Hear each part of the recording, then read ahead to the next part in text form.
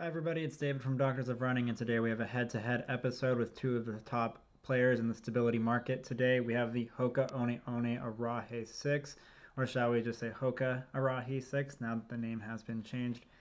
And now we have the Saucony Guide 15. Both of these shoes are in the daily training category and are both in the stability category specifically. And a lot of people do a lot of daily mileage in these shoes. Just running down the specs real quick, both of these shoes are very similar. So in the Saucony Guide 15, we're looking at 9.5 ounces, men's size 9. There's 35 millimeters of stack in the heel and 27 millimeters of stack in the forefoot. We're looking at an 8 millimeter drop. It does use a posting system, a little bit of what they call a holotech, and it goes through just like that, and it integrates itself down the midline of the shoe. So I think it's integrated pretty well. Solid daily training stability shoe. The HOKA Arahi 6 comes in at 9.3 ounces, men's size 9, 35 millimeters in the stack as well, with 30 millimeters of stack in the forefoot. So we're looking at a 5 millimeter drop on the Arahi 6. Both shoes are great for daily training. Some of the quick things will go down, similarities and differences. So we'll start off with the similarities. The obvious one is they're both stability shoes. They're both daily trainers. They both weigh about the same. They both can get the job done across a variety of surfaces. I've run through different varying degrees of like road, off-road, a little bit of trail in both, and it's done pretty well in a decent variety of settings. Uh, they both have some sole flaring going on as well in the forefoot. So if you look here, you get a little bit in the Arahi 6, both on the medial and lateral aspect through the forefoot. The heel you get a little bit too, but they focus more on the sidewall integration coming from the foam midsole as well as the upper wrapping around. You get a little bit of that with the Guide 15 as well, coming through here. But with the Guide 15, it definitely focuses a little bit more on the geometry. It does also have a little bit of a rocker design similar to HOKA. Sole flaring also evident on the Ride 15. Where they start to differ is in the midsoles themselves. Now they are both EVA midsoles, with Saucony using the Power Run midsole that it's been using for a long time. HOKA using the normal EVA-based midsole that they've been doing.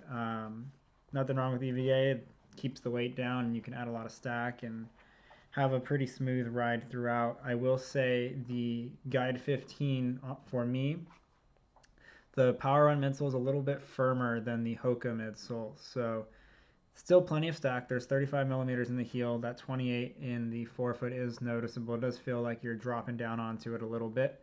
27, shall I say, not 28.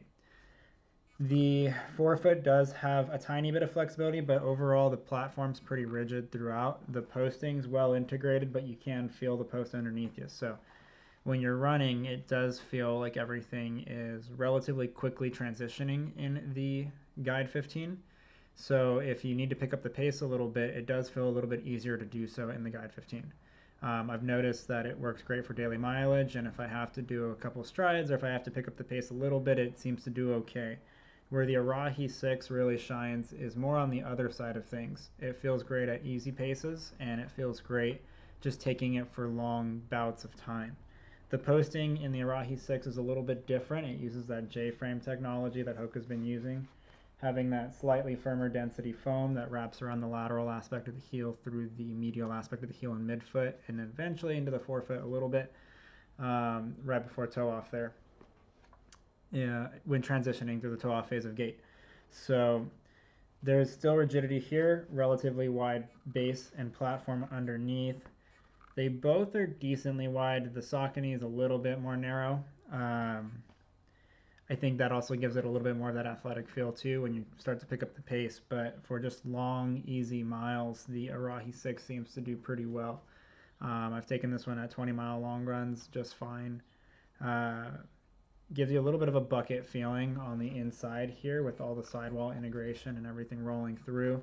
The uppers are pretty similar as well. The Arahi does feel a little bit more of like a premium trainer type upper, with the Guide 15 being a little bit more thin and streamlined. It does have this lacing system integrated where you can see here on the medial and lateral aspect of the eyelets there, there's this material that just really helps pull the material from the upper in and then just lock that tongue down on the dorsum of the foot. So overall, you get a little bit more of a performance feel out of the Guide 15. Still leans in that daily training category, but if you want to pick up the pace a little bit, you can. The Arahi 5 works really well for long, easy mileage, daily mileage, but I have a hard time picking up the pace. So those are some of the key comparisons and differences, similarities and differences between the Saucony Guide 15 and the HOKA Arahi 6.